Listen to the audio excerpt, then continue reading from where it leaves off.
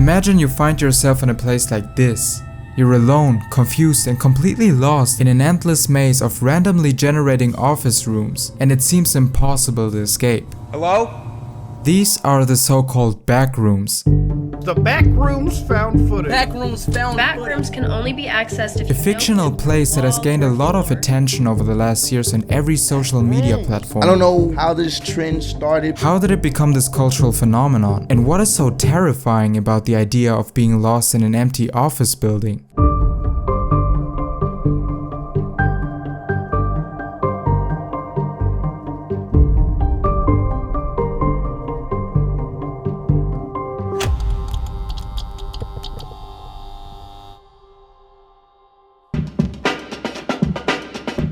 Video games are huge when it comes to 21st century pop culture. You got the popular games, the less popular games, indie games, but all of them have something in common. They always come with glitches and bugs. What are you doing? Hello? Oh man, don't move his head some more. What's going on? A glitch is something you don't always expect to happen.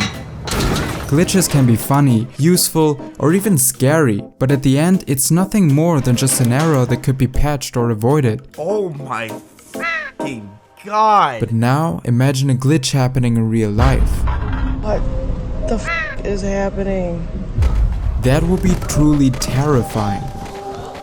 And when it comes to the backrooms, it all started with this idea.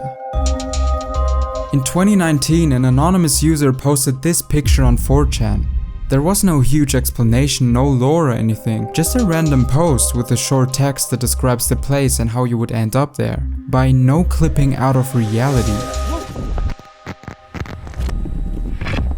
Yep, and now you're in the backrooms. The idea of glitching out of reality is already unnerving on its own, but what makes the backrooms itself so interesting, even though it's not a special looking place at all?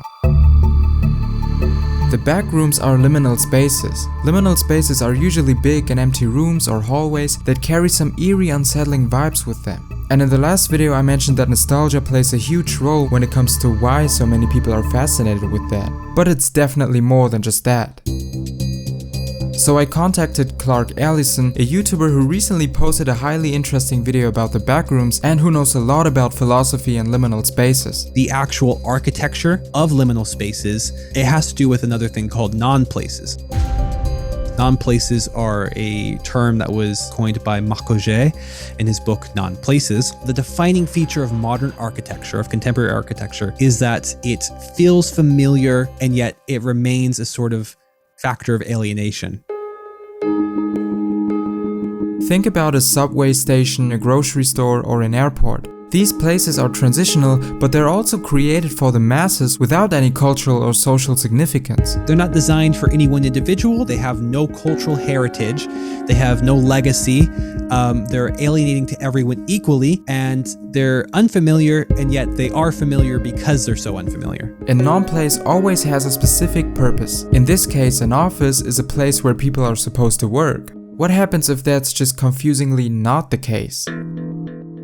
So you're walking through the office rooms and it doesn't seem like a dirty old lost place or anything. It's actually designed so people could use this place. Can anybody hear me? But no one is here. How would your brain process a situation like this? Much of the way that non-places function is through their designed intent. As we're walking through them, we've taken one revealed aspect of these things and we've gone through these spaces with that in mind. In psychology, that's called a schema. A schema is sort of like something presents itself to me, I sort it into a category, and then according to that category, I decide on a course of action, and then I behave like that. But now in the backrooms, you just don't know how you're supposed to behave. You would expect something totally different from a place like this, but right now, it kinda seems like it's expecting something from you, and you just can't figure out what it is. So the backrooms just broke your schema, and you have no idea what to expect next. What's that? This is kind of where the uncanny comes into play. Before you ever associate the uncanny with dolls or robots, the uncanny, I think, first applied to spaces and environments. Freud discusses how repetition plays a role in the uncanny. When things repeat, we become very familiar with what they are. And then if we take that repeating thing and we present it in a new light, then we call into question how we should act. a mysterious metal structure that offers a lot more questions than answers. I remember there was a story on the news where there was some sort of like a metal monument or something in like the desert of Utah or something like that. Alien life form. It's just there. And people got to thinking like, oh my gosh, there's aliens, you know, there's a story here that we don't understand. And that's because it challenges our previous schema. You encounter something that calls into question the surrounding environment. I think that's what the uncanny is. I don't know. When you're just left alone in a situation where something doesn't seem right, you can easily get scared. It's all about confusion and you trying to figure out what's wrong.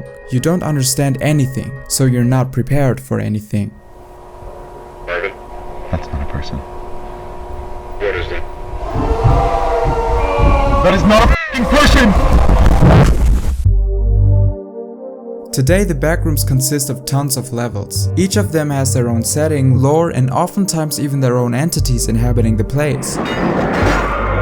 You see, it has become a whole creepypasta thing with many artists and storytellers doing their thing around this topic. But it doesn't really matter whether it's about the classic office rooms or other strange places you go through. It's all based on the idea of non-places playing with confusion and the uncanny. So I think the concept of creatures chasing you and trying to kill you in the backrooms is not necessary to make the backrooms terrifying. It is in fact a portrayal of what you think what could be expecting you, since you're in a place where you have no idea what to expect.